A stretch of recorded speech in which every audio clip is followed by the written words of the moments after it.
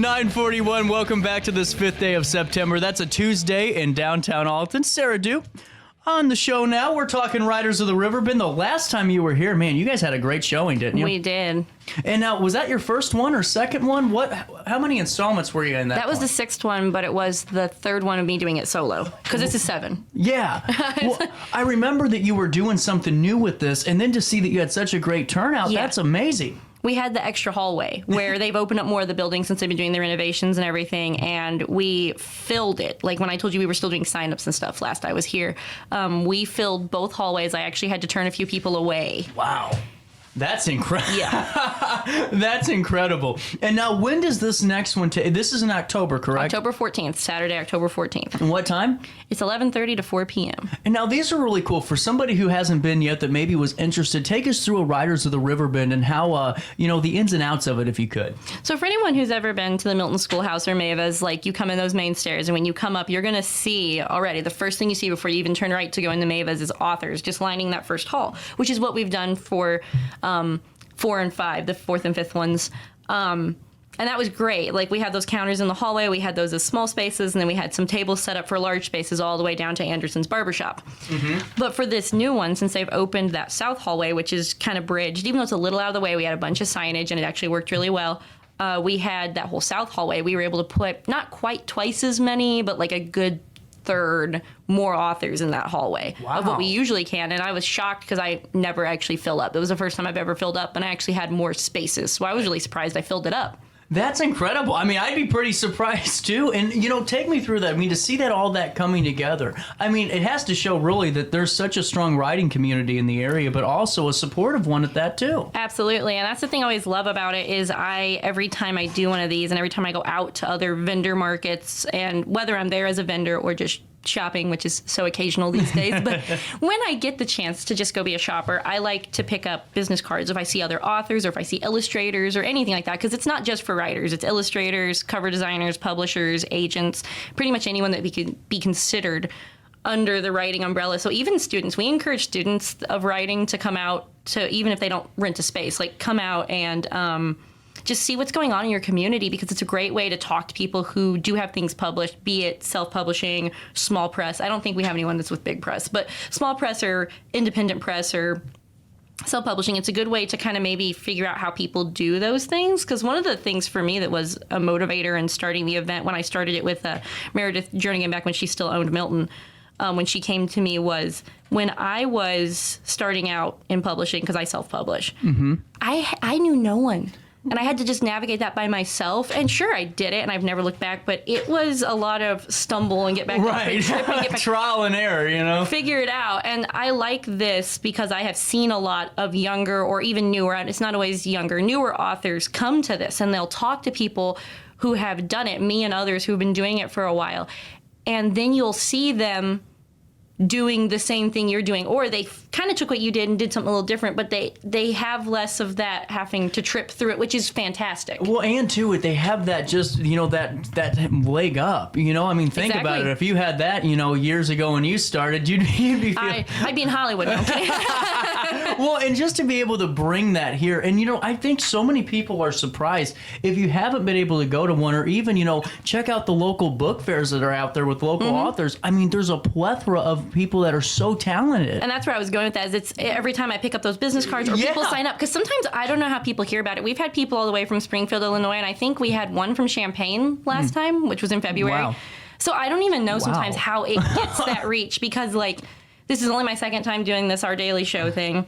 And even though I do a lot of the Alton, Advantage, Telegraph, St. Louis Post-Dispatch, I did put it on NPR Illinois because someone in Springfield encouraged me to, but that was once I'd already got the connection there. So there's so many, but I used to have this tiny little table of people, and every time I get a business card or I meet someone new or people sign up, I add them to my table. I now have a 4, 5, 6 page just columns and columns of people to reach out to. And I'm like, it's so cool how much is going on in the community that you'd have no idea if it weren't for reaching out and doing these kinds of things. Right. And you know, it really just all comes back down to that. And, you know, let's circle back to, and really, and whether or not it was this show or whatever, I just think it's great that so many people are coming out to it. But you have another book coming down the pipeline too. Fill me in. I do. My newest book is going to be coming out sometime in October. Unfortunately, not a set date because, you know, printing and such. But my fourth installment of my short story collections, Tomorrow Volume 4, will be coming out in October. But we're opening up the pre-order since we know it'll be out in October, September 9th at the Edwardsville Book Fair this weekend. So Awesome. Also, that's another great event to go out and find local authors. It's held at the Edwardsville Library. I don't head it up, but I'm still going to plug them.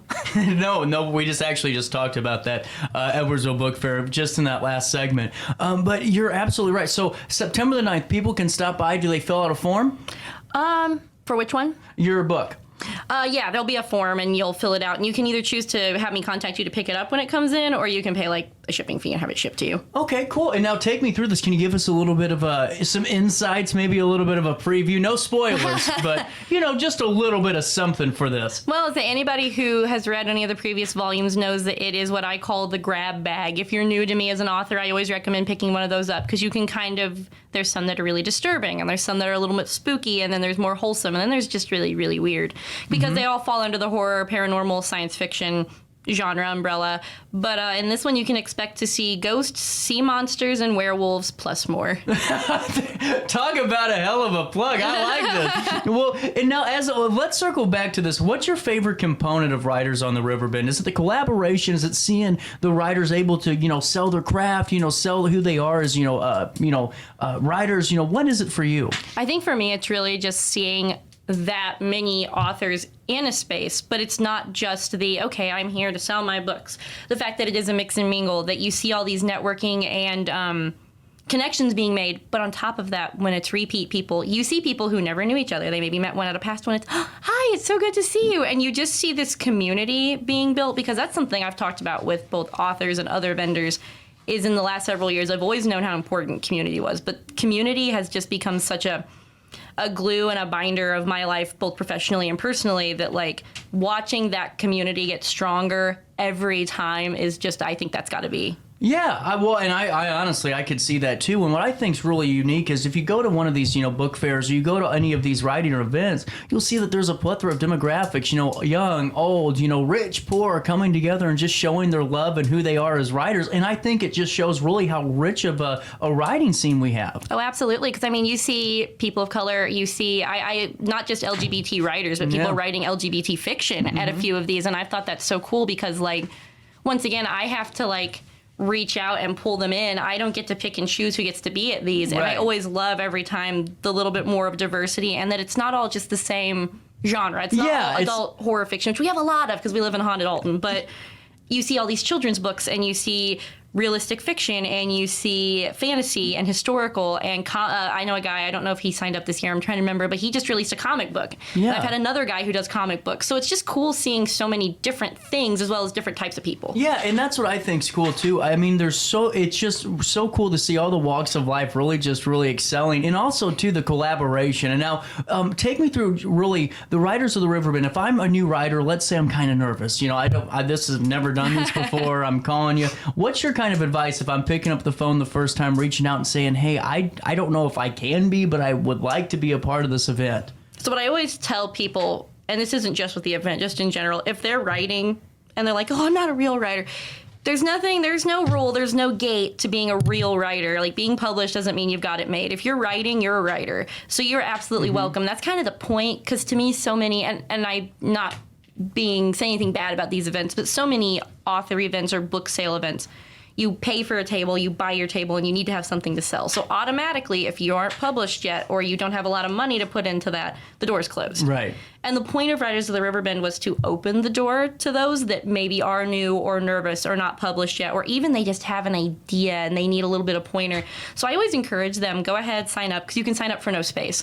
But even if that's overwhelming, because I have a gamut of people that contact me, if it's just totally, I'm like, just come out as one of because it is open to the public, just come out and kind of walk around and get a feel. And like, if you see someone who's writing the kind of stuff you want to write, or who seems approachable, or any of the above, like, just start the conversation. Like, and a good way to actually start a conversation is either look at the books or pick up a business card. And that'll just lead into, and obviously some people who have the tables are also quite shy, but you get better at pushing yourself and being available if people have questions.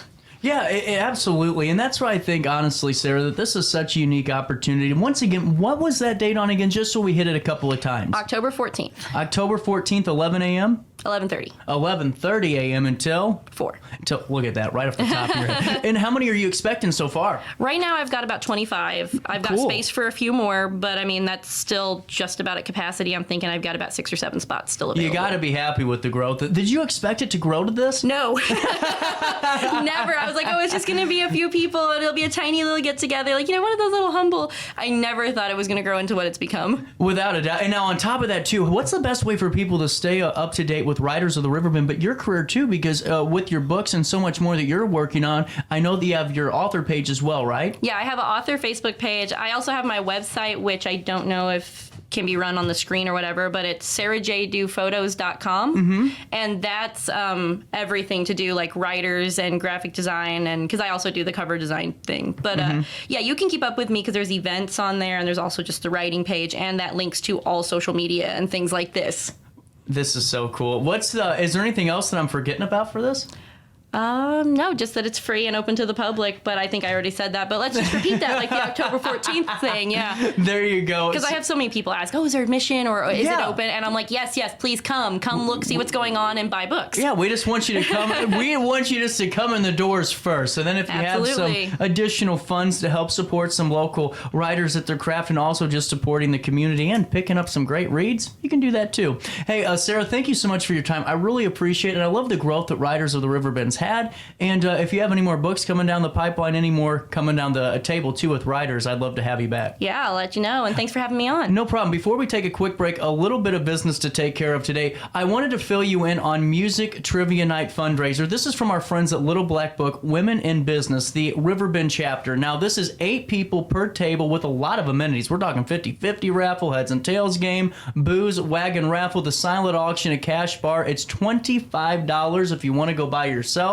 or a table of 8, $200. This is at the Lovejoy, 401 Piasaw Street in Alton, and this happens on September the 22nd, a Friday at 6:30 p.m. This is from our friends at the Little Black Book, Women in Business, and all proceeds going to the Alzheimer's Association. Music Trivia Night, and Big Papa G spinning the tune. Sarah Dhue, Riders of the Riverbend, we'll see you on October the 9th.